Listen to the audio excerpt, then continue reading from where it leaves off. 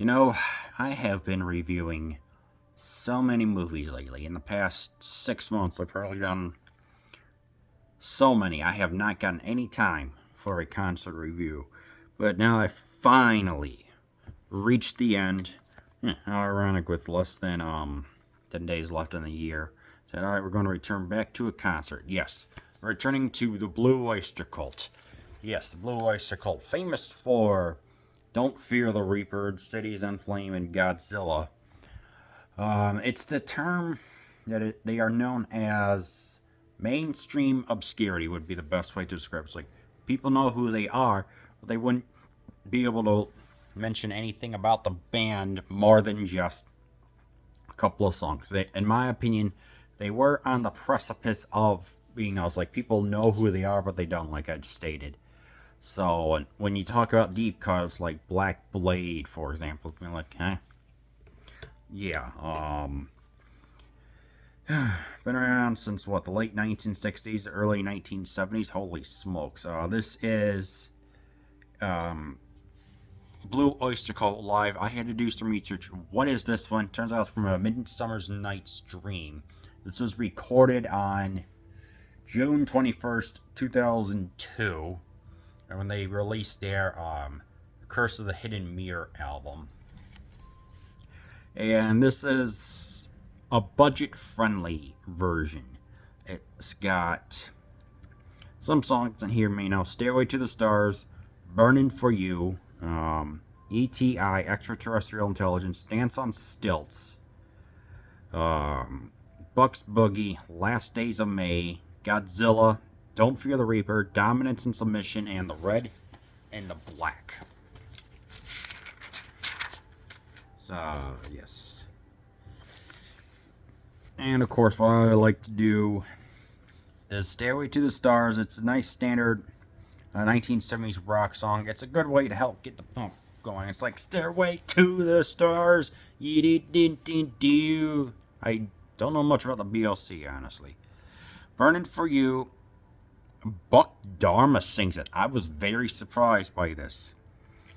Yeah, this is more of the lights come in. You know, they've got a blue/green effect. You know, it's like the light, which I'll get to in a little bit. ETI. The riff starts and it's got some nice bass. And, yeah, they've got, oddly enough, 2 to 3 members of the band singing. And I'm looking at it, and I'm thinking to myself, alright, I actually don't know this song. But, you know, most of these are kind of nice. It's like, you know, getting the crowd pumped up for what's going on. Yeah, it's a good, easy sing-along song. Dance on Stilts. A guy named Alan, and you know, Alan sings. This is mainly a vocal song. This is actually the opening for the Curse of the Hidden Mirror album. So what you got here is you have a lot. It's I consider to be kind of a mini epic because it's on here roughly what 609. It's pretty much that length on the album as well. It's a mini epic. But this is when the band's really showcasing their more progressive side. They're like prog related, but you really can't pigeonhole them. It's guitar-orama. You got some arpeggio shredding going on here. Good, really good stuff. Bucks Boogie. This is like, you know, when the band takes a little break, gets some water or whatever. They have a pretty much just the guitar solo from Mr. Buck Dharma, real name Donald. Split screen of keyboard guitar. It's a very, very infectious type of guitar solo. It's, you know, once you hear it, you just hear it. You just don't forget it. Is it better than the version from one of the previous live album? It's up to you to decide. But I'd say it's right up there. Camera switches around a lot, which it isn't that bad, but noticeable. The Last Days of May. This is probably, in my opinion, the highlight of the album. Buck himself said there's a drug deal going on, and Three college kids were going to go and get some drugs on the last days of May during college when it's supposed to be peaceful. This is used ironically. And this one is definitely a more mellow number, but it escalates. So it's a ballad, but it escalates right up from being very soft and kind of haunting. Very haunting in a way, given the subject matter. Until right there at the end. And yeah, and unfortunately, this is a true story of what happens when the college kids got krilled. And in order to introduce Godzilla, Eric comes back. He also plays on keyboards, by the way. I was surprised. He's talking about like how there's Monster Island, there's Mothra, Rodan, Ghidorah, and how they have Turtle Soup from Cameron. Nice touch. Yeah.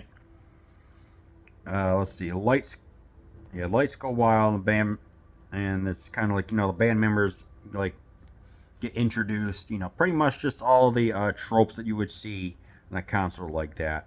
This version's all right. I like the beginning more, which was pretty cool, of all the monsters. Don't Fear the Reaper, song played ad infinitum. Or this is the one where the band just goes into full shred mode, where they just play their butts off, even circling around and bending down, because they know that the audience really freaking loves the song. It's a good performance. Dominance and submission. Dominance and submission has the call and response with the audience, which I love. A faster tempo. And the red and the black. This is a road song. Let's see.